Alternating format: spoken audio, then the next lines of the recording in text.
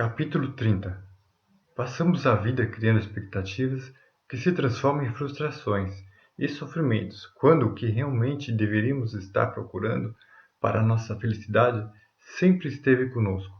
Brahma Kumaris. Mateus, 36 anos, mês 11, dia 22. O diálogo precisava prosseguir quando me dei conta de onde estava. Deitado placidamente no gramado, vislumbrei o contorno de Tiago, que contemplava o horizonte com seu lago amistoso. O templo, com seus incensos astrais, parecia exatamente como eu o havia deixado quando ainda nos encaminhávamos para o cume da montanha sagrada. O pergaminho, desdobrado, me insinuava para, sigilosamente, lê-lo, e, ardilosamente, não me contive. Pelo pouco que consegui ver, pude confirmar as minhas suposições antes que Tiago me puxasse pela gola. Estava aborrecido e voltei para o pé da árvore onde me espreguicei inconformado. Contudo, eu já tinha descoberto o que queria. Fingi a minha exultação.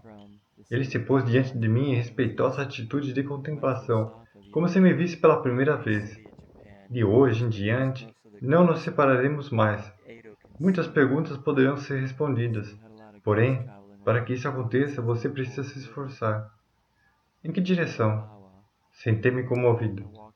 Não quero impor barreiras. Aprecie todas as que te forem possíveis. Para que o seu raciocínio tenha lógica, é necessário ter ciência. Esse novo raciocínio se apoia no amor e considera tudo perfeição. Eu sei das tuas dúvidas e limitações. De todas as dúvidas, uma sempre me aborrece. Se Deus criou todos os espíritos simples e ignorantes, isto é, sem o conhecimento, e a cada um deu determinada missão com o fim de esclarecê-los, e de os fazer chegar progressivamente à perfeição, e pelo conhecimento da verdade aproximá-los de si, como os espíritos não podem ter conhecimento, então? Me referindo ao fato de que todas somos criações perfeitas de Deus, e nada menos. O erro está na tradução do original em francês. Escute bem. Diarrhée, tous les esprits sont ignorants, c'est-à-dire sans science.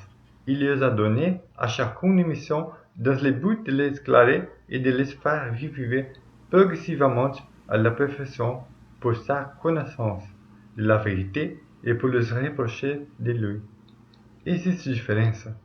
Ele deu ênfase a algumas palavras que me soaram bem diferentes das mesmas em português.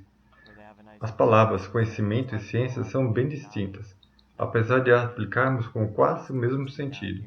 Tiago oferia um dicionário mental. Se a ciência é o conhecimento amplo, adquirido via reflexão ou experiência, o conhecimento por si só deveria ser menos. Porém, sem o conhecimento, ou seja, que é adquirido pela reflexão das experiências, o espírito seria um acéfalo. Mas sem ciência, ele estaria somente sem as experiências.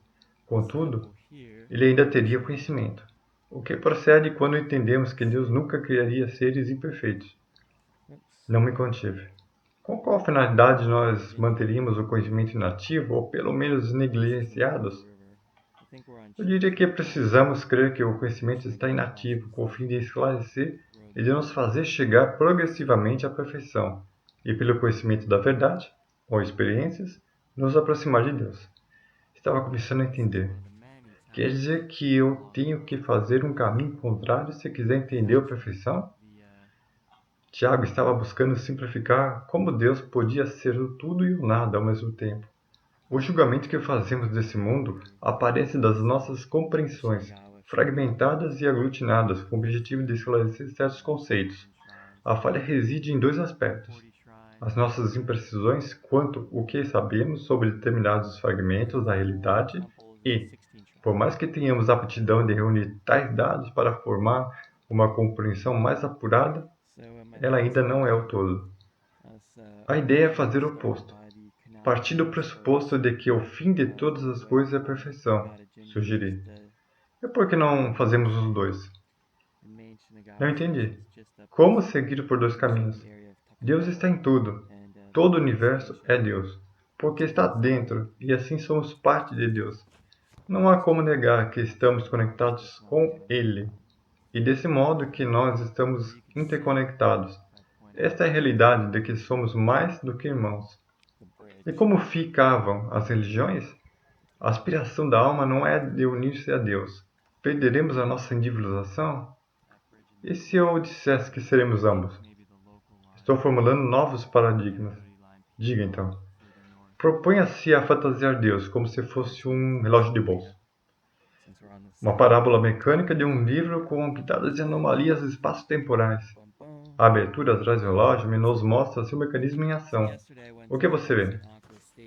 Tantas engrenagens que os seus movimentos caóticos parecem confusos, aleatórios. Está me dizendo que Deus é o caos? Não. Eu menti porque ainda sou um pouco arrogante, só um pouco. Deus é perfeição. Observe o mecanismo com novos olhos. Proponha-se a ver o seu funcionamento sob a perspectiva de que o caos aparente é a essência da perfeição. Sem essas engrenagens e molas que giram e se estendem em todas as direções, o relógio não funcionaria. Já havia percebido que o caos no mundo não passa de um mecanismo bastante exato. Para se alcançar os desígnios desejados pelas almas, elas se submetem a experiências que nos parecem incompreensíveis e até mesmo contrárias. Tiago olhava detidamente para o relógio. Sabemos que o resultado final sempre será a imperfeição. Mesmo assim, os meios podem sugerir que enfrentamos situações de despreparo, sofrimento e caos, quando na verdade é exatamente o contrário. Estava pensando no despreparo e no sofrimento que esse caos podia causar, pois esta era a minha referência de mundo que se esfacelava em ávidos segundos. Tiago depositou o relógio em minhas mãos. Puxou-me para terminarmos a caminhada sinuosa até o topo, aonde se encontrava o templo. Detive-me surpreso diante do lugar.